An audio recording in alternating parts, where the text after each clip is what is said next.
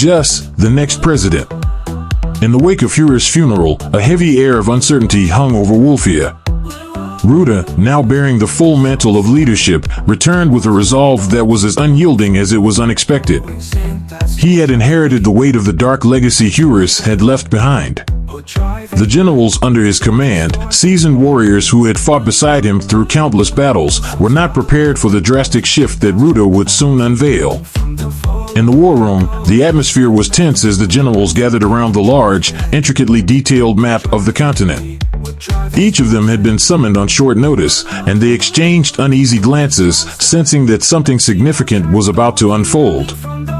The door to the room creaked open, and Ruda entered, his expression a mask of steely determination. Without preamble, he addressed the gathered officers. "We will have a small adjustment," Ruda announced, his voice cutting through the silence like a blade. "After Hyaenia announces its surrender, President Murray must resign. Jus will be the next president of Hyaenia." The room erupted into a cacophony of voices, generals shouting over one another in shock and disbelief.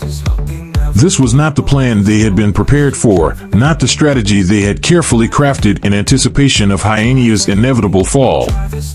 Appointing Jus, a known assassin and criminal, to such a high office was beyond anything they had expected. General Vanter, a burly and battle-hardened veteran, was the first to voice his concern. "With all due respect, sir," he began, his tone carefully measured, "Jus is a criminal, a murderer. He's the one responsible for the death of President Natsu. How can we trust someone like that to lead a nation, especially one as critical as Hyaenia?" Ruda's eyes narrowed, and he fixed Vanter with a glare that silenced the murmurs around the table. "I am not asking for your opinion, General," Ruda responded coldly. "This is not a debate. This is an order." "But Ruda," General Kasha interjected, her voice filled with concern, "this decision could have serious consequences. The people of Hyaenia will not accept Jus as their leader. They will see him as a puppet of our regime, a symbol of tyranny rather than leadership. We could be sowing the seeds of rebellion." Ruda slammed his hand down on the table with a force that made the entire room jump. The sound echoed ominously in the silence that followed. "Jus will be president," he said, each word laced with finality. "This is not a suggestion, this is a command. My father made a promise to Jus, and I intend to keep it." The mention of Führers silenced any further objections. The generals, who had served under Führers with unwavering loyalty, knew that to defy Ruda now would be to dishonor the memory of the man they had all respected. Even those who harbored doubts understood the gravity of the situation. They were bound by duty, and Ruda's authority was absolute. General Terrace, who had remained silent until now, leaned forward, his brow furrowed in thought. "If this is your decision, sir, then we must consider the logistics. How do we plan to enforce Murray's resignation? The president of Hyaenia will not simply step down because we demand it. There will be resistance, perhaps even from within their own ranks." Ruda nodded, acknowledging the challenge. "We will deliver an ultimatum to President Murray. He will have two choices: resign peacefully and allow Jus to take his place, or face the full might of the guerrillist army. I will not tolerate any defiance." The room fell silent once more, the weight of Ruda's words sinking in. The generals exchanged glances, each of them weighing the consequences of this bold move. While they might not agree with the decision, they understood the power dynamics at play. Ruda was no longer just the son of Führers, he was the leader of the guerrillist empire, and his word was law. General Vanter finally spoke, his voice subdued but resigned. "If this is your order, then we will carry it out. But I fear the repercussions will be severe. Hyaenia will not go quietly, and neither will its people." Ruda met Vanter's gaze, his expression unyielding. "Let them resist if they must," he replied. "But they will learn that defiance comes at a price. Hyenia's future lies in the hands of Jus, and I will see to it that this transition is made, whether by diplomacy or force." With that, the matter was settled. The generals knew that any further argument would be futile.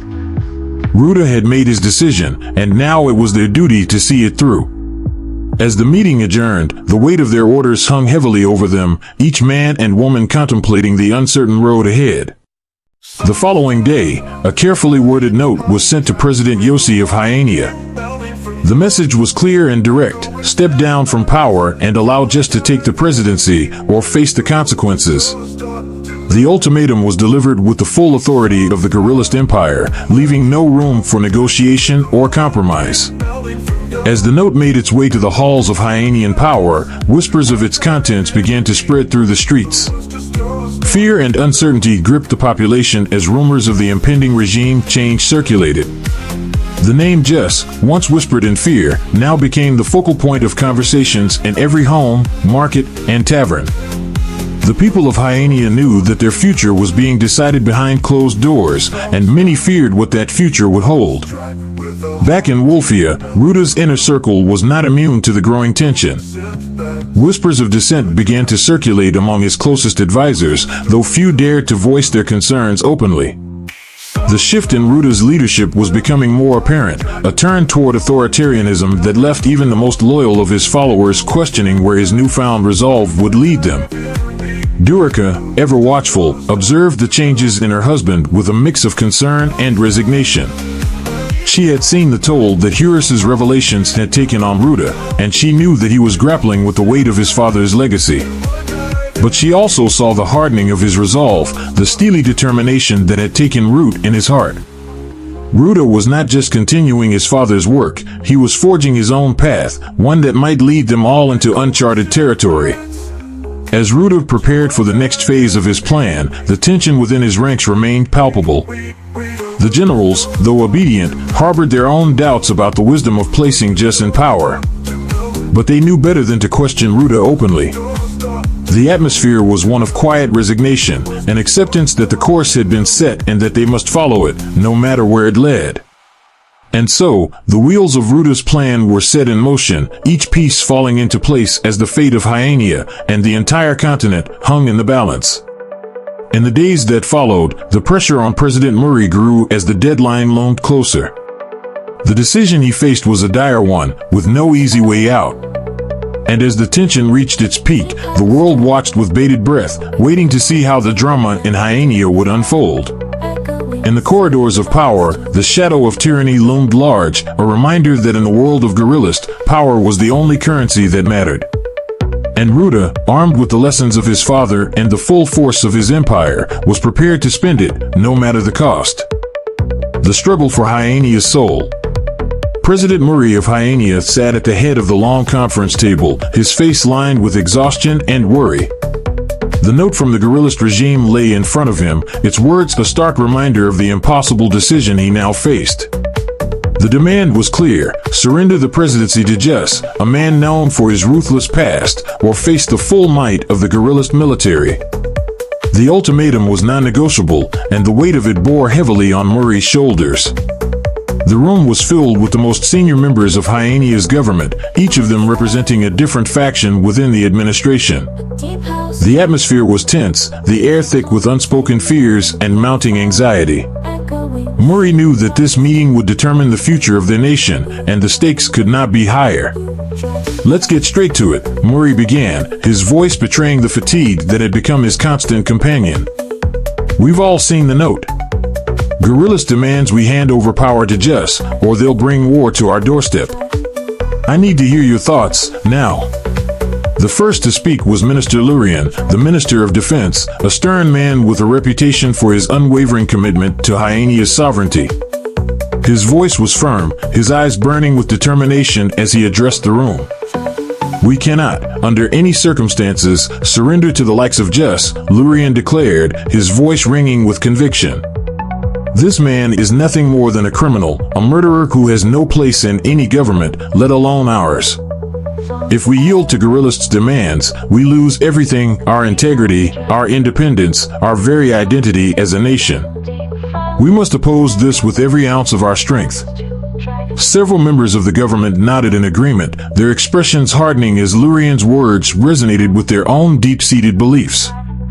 Lurian represented those in Hyannia's leadership who believed that to give in now would be to betray everything the nation had fought for over the years. Minister of Finance, Selik, however, was less sure. A man of numbers and pragmatism, he remained silent for a moment before carefully choosing his words. Lurian, Selik began cautiously, I understand where you're coming from. But we need to be realistic here. We've seen what happened to Birais. Their defiance led to nothing but ruin. Thousands died, their cities were razed to the ground, and their people now live under guerrillist control anyway. Is it really worth sacrificing our people to take a stand that we know will end in our defeat? The room fell silent as Selik's words hung in the air. The horrors of Birais' downfall were still fresh in everyone's mind, a grim reminder of what might await Hyaenia if they chose to resist. The devastation had been swift and merciless, a clear demonstration of guerrillists' power and the lengths they would go to assert their dominance. Murray looked around the room, seeing the conflict in the eyes of his advisors. Some nodded in agreement with Selik's pragmatism, while others bristled at the thought of capitulation. The tension was palpable, each man and woman in the room grappling with their own internal struggles as they weighed the potential costs of resistance against the unpalatable reality of surrender. Then, from the corner of the room, a voice that had been silent for too long finally spoke up. It was Minister Paltrus, the Minister of Internal Affairs, known for his measured approach and careful consideration of all sides of an issue. We need to consider what's best for our people, Paltrus said, his voice steady but tinged with sadness. We all know what Just represents, and none of us want to see him in power. But we have to ask ourselves, what are the alternatives? If we resist, we face the very real possibility of war, and our people will suffer. If we surrender, at least we can avoid that bloodshed. Perhaps, under guerrillist rule, we can find a way to preserve our culture, our way of life, even if it means making concessions. Paltrus's words seemed to cast a somber spell over the room. For a moment, the voices that had been so strong, so sure of their positions, faltered. The reality of what they were facing, a choice between two terrible outcomes, was impossible to ignore. Murray listened to the arguments, his heart heavy with the responsibility that lay before him. He had led Hyaenia through turbulent times, had fought to preserve its independence and prosperity. But now, he found himself caught in a nightmare from which there seemed to be no escape. The room was a microcosm of the nation's internal struggle, with each faction representing a different path forward, none of them leading to the ideal future they all wished for. Finally, Murray spoke, his voice quiet but filled with the gravity of the moment. We all know what's at stake here, he began, his gaze sweeping across the room. We've heard the arguments for and against. But I need each of you to understand this, whatever decision we make today will define Hyenia's future for generations. If we fight, it must be because we believe that resistance is worth the cost. If we surrender, it must be because we believe that it will save our people from suffering. This isn't just about us or our pride, it's about the survival of our nation. As Murray finished speaking, the room erupted once more into heated debate. Lurian and his supporters continued to argue passionately for resistance, insisting that Hyenia's honor and independence could not be compromised, no matter the cost. Selik, Paltrus, and others who shared their views urged caution, pointing out the futility of resisting an enemy as powerful as guerrillist. But there was also a third group in the room, those who had remained silent throughout the discussion, their faces betraying no emotion. These were the ones who had already made up their minds, who believed that supporting Just, no matter how distasteful, was the only way to avoid disaster. Minister Elira, who had been Murray's closest confidant for years, finally broke her silence. Mr. President, Elira said, her voice calm and composed, I don't like this any more than you do. But the truth is, we are out of options. The longer we debate, the closer we come to war. Just is a devil we know, and perhaps we can keep him on a short leash, maintain some influence over him. But if we resist, if we defy guerrillists' demands, we will be crushed. Our people will be the ones to pay the price. Elira's words struck a chord with many in the room, particularly those who had been quietly leaning toward the path of least resistance. The prospect of maintaining some level of control, of avoiding the horrors of war, was undeniably appealing, even if it meant making a deal with a man like Just. As the arguments raged on, Murray felt the weight of the decision bearing down on him like never before. He could see the toll it was taking on his advisors, each of them wrestling with their own conscience, their own fears. The room was a boiling pot of conflicting emotions, and Murray knew that whatever choice he made, it would not be without consequences. Hours passed, and still, the debate continued, with no clear consensus emerging. Murray could feel his energy draining, his mind struggling to keep up with the relentless pace of the discussion. He had hoped that by bringing his advisors together, he might find some clarity, some path forward that could lead them out of this nightmare. But instead, he found himself more torn than ever. Finally, in the early hours of the morning, Murray called for a break. The room fell silent as he spoke, his voice wearied but resolute. "I need time to think," he said simply. "We all do. Let's take a break and reconvene in an hour. Maybe then we can find a way forward." The advisors nodded in agreement, some of them clearly relieved at the prospect of a moment's respite. As they filed out of the room, Murray remained seated, his thoughts a tangled web of uncertainty and fear. He had hoped that his advisors would provide him with a clear direction, but instead, he was faced with the harsh reality that there were no easy answers, no clear path forward. The weight of the decision rested squarely on his shoulders, and he knew that whatever choice he made, it would be a gamble, a roll of the dice that could determine the fate of an entire nation. When the hour passed, the advisors returned to the room, their expressions somber and their minds heavy with the gravity of what lay ahead. Murray looked at each of them in turn, searching their faces for any sign of certainty, any indication that they had reached a consensus. But there was none. With a deep breath, Murray made his decision. It was not the choice he had wanted to make, but it was the only one that seemed to offer even a glimmer of hope for Hyenia's future. "We will hand over power to Jus," Murray said quietly, his voice filled with a resigned determination. "It is not what any of us wanted, but it is the only way to avoid war. Our priority must be the safety and well-being of our people, and if that means making this sacrifice, then so be it." The room remained silent as Murray's words sank in. Lurian looked as if he wanted to protest, but the weariness in his eyes told Murray that even he knew there was no other way. "We will do everything in our power to ensure that Jus does not destroy what we have built," Murray continued. "We will negotiate terms, we will maintain our influence, and we will protect our people. But we cannot fight a war that we cannot win." There was no applause, no cheers of agreement. The decision had been made, but it was a decision that no one in the room took any pride in. As the meeting adjourned, Murray remained seated, his thoughts heavy and his heart filled with a sense of failure. He had done what he believed was necessary, but the cost was high, and the future was uncertain. Outside, the sun was beginning to rise, casting a pale light over the city of Hyenia. It was a new day, but for Murray and his advisors, it felt like the end of an era. The road ahead was fraught with challenges and dangers, and they would need all their strength and resolve to navigate it. But as Murray looked out over the city he had sworn to protect, he knew that whatever the future held, he would face it with courage and determination. He had made his choice, and now he would live with the consequences. Embers of rebellion. The streets of Hyenia were quieter than they had been in years.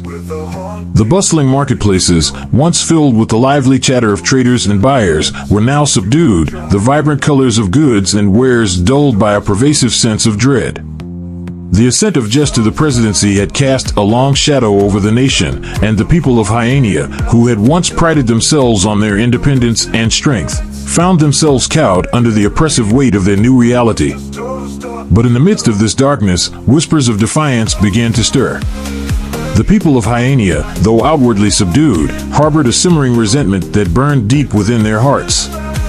The notion of freedom, once taken for granted, now felt like a distant memory, a dream worth fighting for even in the face of overwhelming odds. In the small town of Ruli, nestled in the foothills far from the capital, a group of locals gathered in a dimly lit cellar beneath an unassuming tavern. This was no ordinary meeting of friends or neighbors. It was a clandestine gathering of Hyenia's fledgling resistance movement, one of many that had sprung up across the country in the wake of Jus' rise to power. At the center of the group stood Dorian, a former soldier who had fought in Hyenia's last major conflict. With his broad shoulders and steely gaze, Dorian commanded respect, but it was his unwavering dedication to the cause that had earned him the loyalty of those who now sat around him. "This can't go on," Dorian began, his voice a low rumble that echoed in the cramped space. "We've already seen what Jess is capable of. He's tearing this country apart, piece by piece.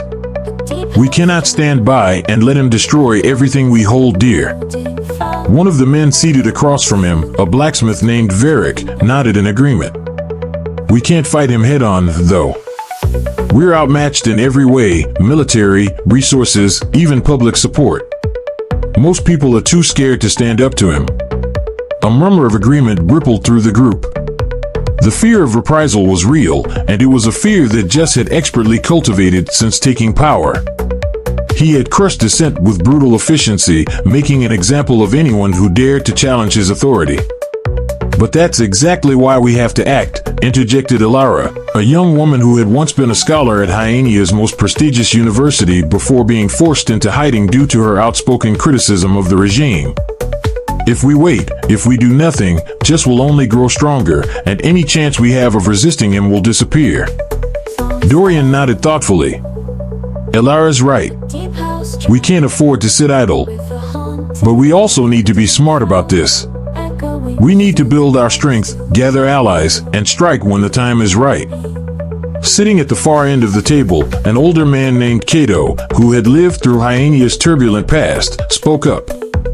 "We need more than just strength and allies. We need to win the hearts and minds of the people. Right now, they're scared, just like Varric said. They think resistance is hopeless. We need to show them that there's still hope, that Jess can be defeated." "How do we do that?" Varric asked, skepticism evident in his voice. "It's not like we can broadcast a message to the entire country." Elara leaned forward, her eyes alight with determination. "We start small. We undermine his authority where we can, disrupt his operations, and spread the word through those we trust. We make sure people know that they're not alone in this, that there are others willing to stand up against him.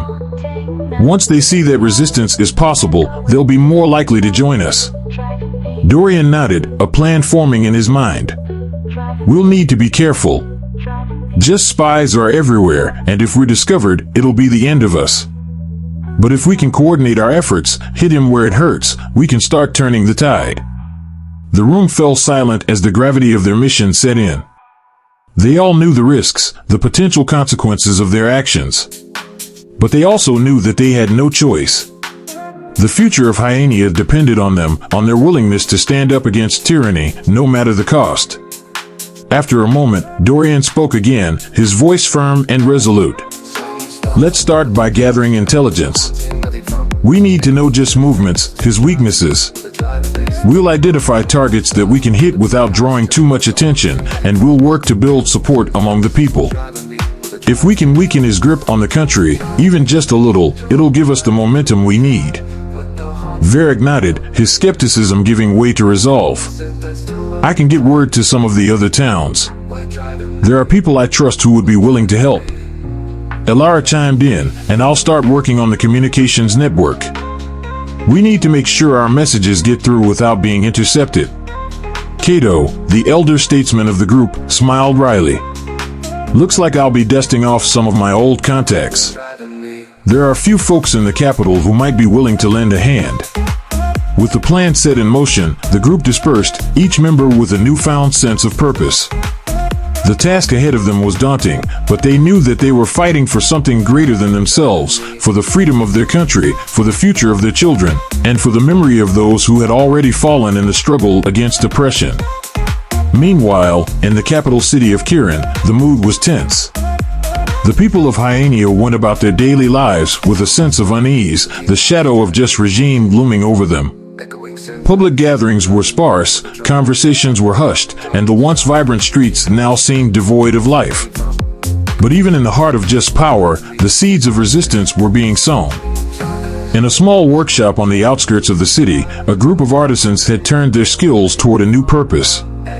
Led by a man named Garen, a master craftsman with a sharp mind and a deep love for his country, the group had begun producing small, discreet items, pamphlets, armbands, and symbols of resistance that could be distributed to trusted allies across the city. "This is just the beginning," Garen said, addressing the group as they worked late into the night. "These symbols, these words, they're small, but they carry a message. A message that we will not be broken, that we will not bow to tyranny. And as more people see them, as more people wear them, that message will grow louder." One of the artisans, a young woman named Talia, looked up from her work with a determined expression. "But what if we're caught? Just men are everywhere. They're watching us." Garen met her gaze, his expression grim but resolute. "Then we'll be careful. We'll distribute them in secret, through trusted networks. And if we're caught, we'll stand tall and proud, knowing that we're fighting for something worth dying for." The group fell silent, the weight of Garen's words settling over them. But there was no fear in their eyes, only a steely determination to continue the fight, no matter the cost. As the resistance movement spread across Hyaenia, it took on many forms. In the countryside, farmers and villagers began stockpiling food and supplies, preparing for the possibility of a prolonged struggle. In the cities, workers organized strikes and slowdowns, subtly sabotaging Jess's efforts to consolidate his power. In the halls of academia, scholars and students continued to discuss the principles of freedom and democracy in secret, passing on the knowledge and ideals that had once defined Hyenia's identity. Though their voices were muted by fear, they remained committed to the cause, knowing that the power of ideas could be just as potent as any weapon.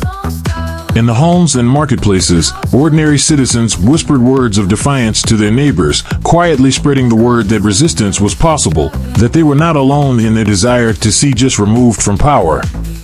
The movement grew slowly, but steadily. It was a movement fueled by the collective will of the people, by their shared belief that Hyenia's spirit could not be crushed, no matter how dark the times had become. In a small apartment in the heart of Kirin, a man named Aiden sat at his kitchen table, surrounded by a group of trusted friends. Aiden had once been a journalist, a man who had dedicated his life to uncovering the truth and holding the powerful accountable. But under Jess's regime, the press had been silenced, and Aiden had been forced into hiding. But even in the face of such repression, Aiden had not given up. He had continued his work in secret, gathering information, documenting the injustices of the regime, and finding ways to share the truth with the people of Hyenia. "We need to be smart about this," Aiden said, his voice low and urgent as he addressed the group. "Jess has eyes and ears everywhere. If we're going to expose him, we need to be careful, strategic. We can't just come out and say it, not yet. But we can plant the seeds. We can share stories, spread rumors, get people talking." One of Aiden's friends, a young man named Finn, nodded in agreement. "I've been talking to people at the factory. They're all scared, but they're starting to see what's really happening.